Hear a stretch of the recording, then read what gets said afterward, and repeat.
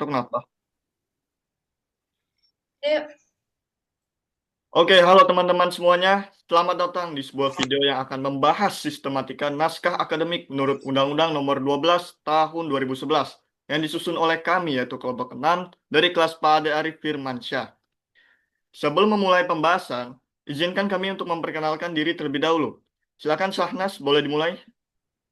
Baik, terima kasih Dava. Perkenalkan, nama saya Sahnas Fatimah Syahla dengan NPM 22120111518. Silakan selanjutnya, Grace.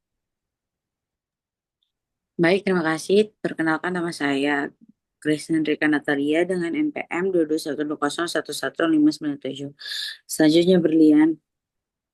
baik, perkenalkan nama saya Berlian Adina Syafira dengan PM 22120111617. Selanjutnya Dava.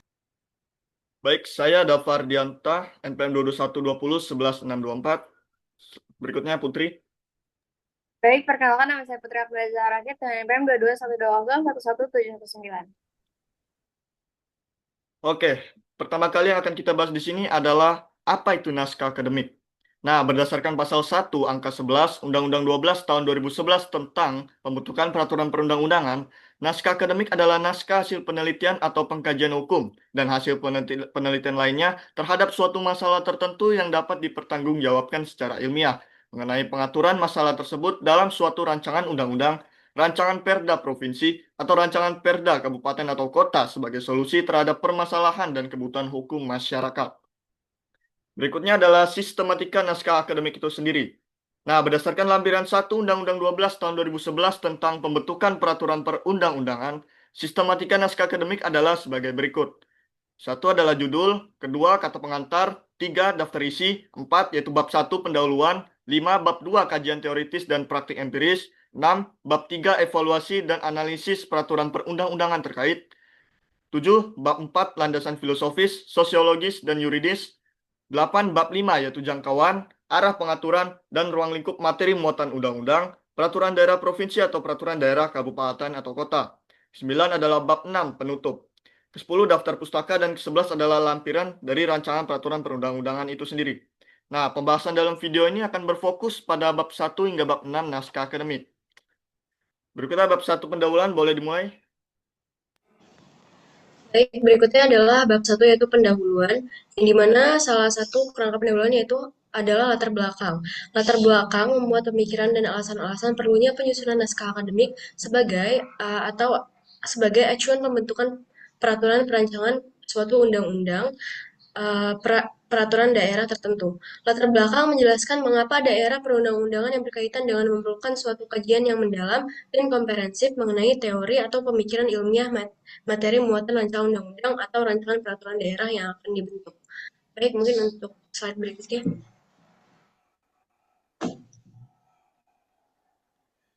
Selanjutnya adalah identifikasi masalah, yang dimana memuat rumusan mengenai masalah apa yang akan ditemukan dan diuraikan dalam naskah akademik tersebut. Pada dasarnya, identifikasi masalah dalam suatu naskah akademik mencakup 4 pokok masalah itu sebagai berikut. Yang pertama, permasalahan apa yang dihadapi dalam kehidupan berbangsa, bernegara, dan bermasyarakat, serta bagaimana permasalahan tersebut dapat diatasi. Yang kedua, mengapa perlu rancangan undang-undang atau rancangan peraturan daerah sebagai dasar pemecahan masalah tersebut yang berarti membenarkan perlibatan negara dalam penyelesaian masalah tersebut.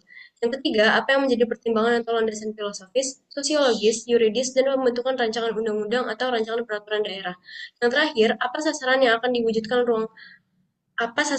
diwujudkan, ruang lingkup pengaturan, jangkauan, dan arah pengaturan.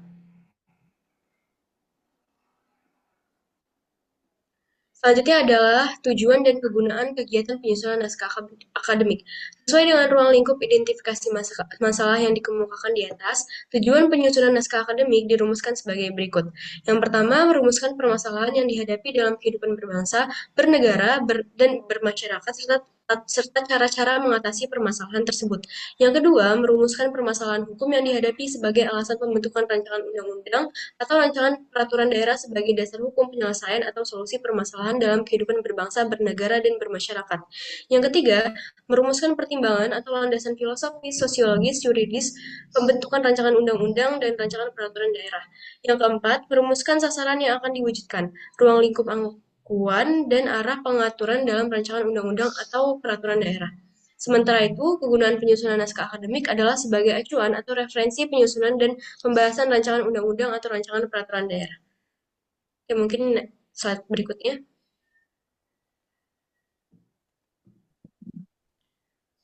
Selanjutnya adalah metode penelitian. Penyusunan naskah akademik pada dasarnya merupakan suatu kegiatan penelitian sehingga digunakan metode penyusunan naskah akademik yang berbasis metode penelitian hukum atau penelitian lain.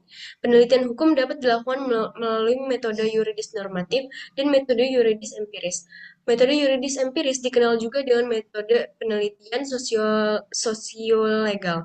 Metode yuridis normatif dilakukan melalui studi pustaka yang menelaah terutama data sekunder yang berupa peraturan perundang-undangan, putusan pengadilan, perjanjian, kontrak, dan atau dokumen hukum lainnya, serta hasil penelitian, hasil pengkajian, dan referensi lainnya. Metode yuridis normatif dapat dilengkapi dengan wawancara, diskusi, atau focus group discussion, dan rapat dengan pendapat. Metode yuridis empiris atau sosiolegal adalah penelitian yang diawali dengan penelitian normatif atau penelaahan terhadap suatu peraturan perundang-undangan atau normatif yang dilanjutkan dengan observasi yang mendalam serta penyebarluasan kuesioner untuk mendapatkan data faktor non-hukum yang terkait dan berpengaruh terhadap peraturan perundang-undangan yang akan diteliti.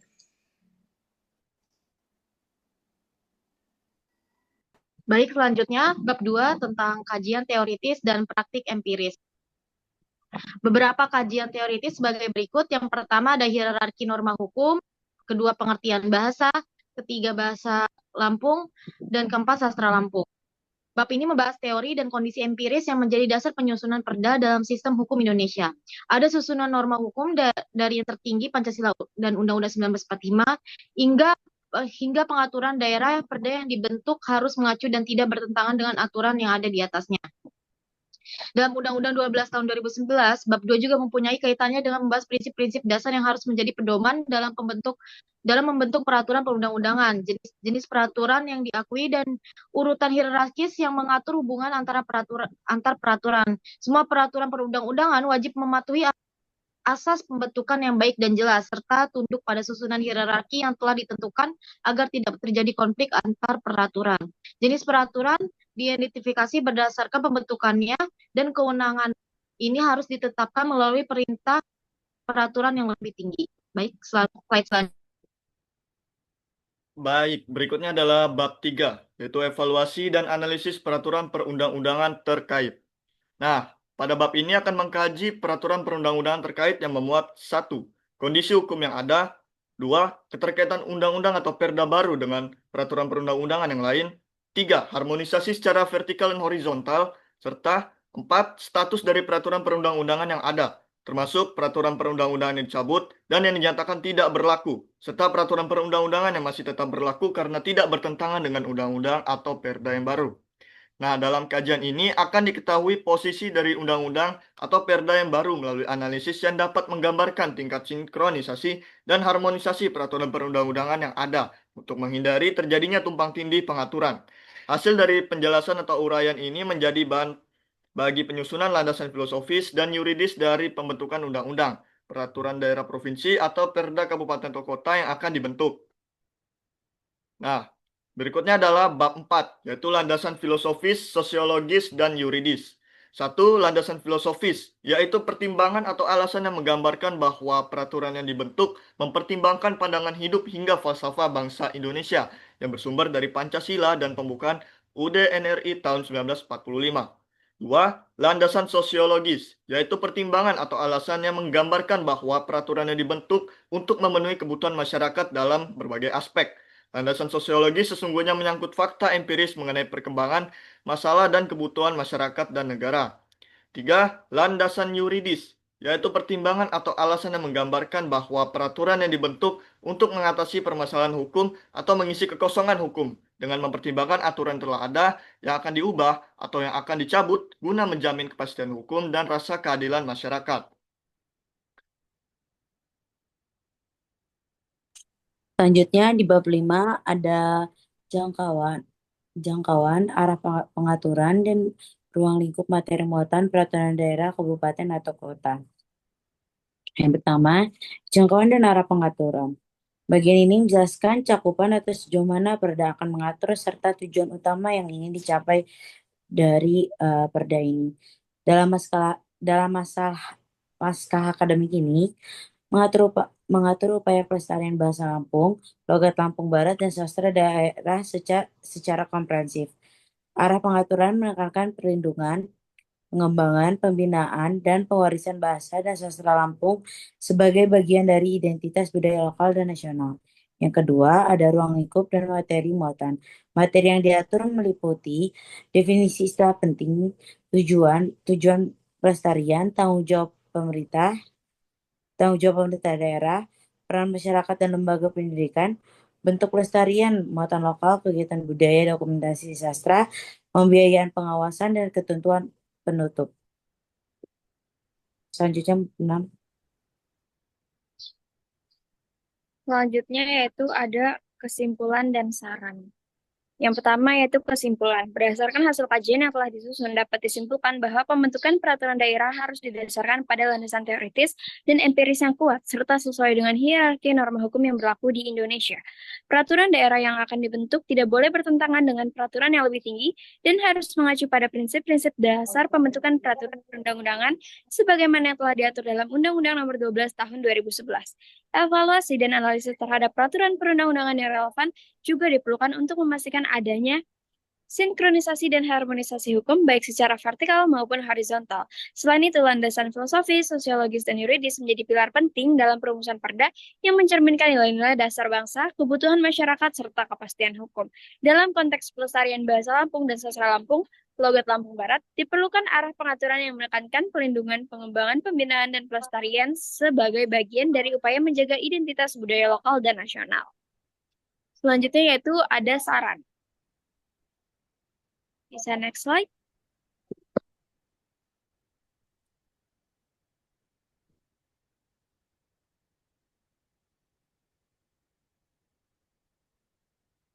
Bisa ke slide selanjutnya, Dava.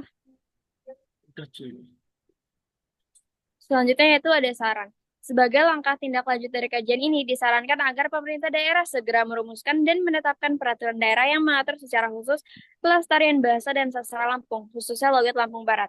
Dalam proses pembentukannya, partisipasi aktif dari akademisi, tokoh budaya, lembaga pendidikan, dan masyarakat lokal sangat penting guna memastikan bahwa substansi pada perda mencerminkan kebutuhan real dan nilai-nilai kearifan lokal. Pemerintah daerah juga perlu melakukan sosialisasi yang luas agar masyarakat memahami tujuan dan pentingnya pelestarian bahasa daerah serta terdorong untuk turut serta dalam pelaksanaannya. Selain itu, perlu disiapkan dukungan kelembagaan yang kuat dan alokasi anggaran yang memadai agar implementasi perda dapat berjalan secara efektif, berkelanjutan, dan memberi dampak nyata dalam menjaga serta mengembangkan warisan budaya daerah. Mungkin sekian, bisa dikembalikan ke Dava. Baik, sekian presentasi dari kami. Untuk sebagai penutup, kami mengucapkan terima kasih sudah menonton dan sampai jumpa di video berikutnya. Sampai jumpa dan dadah.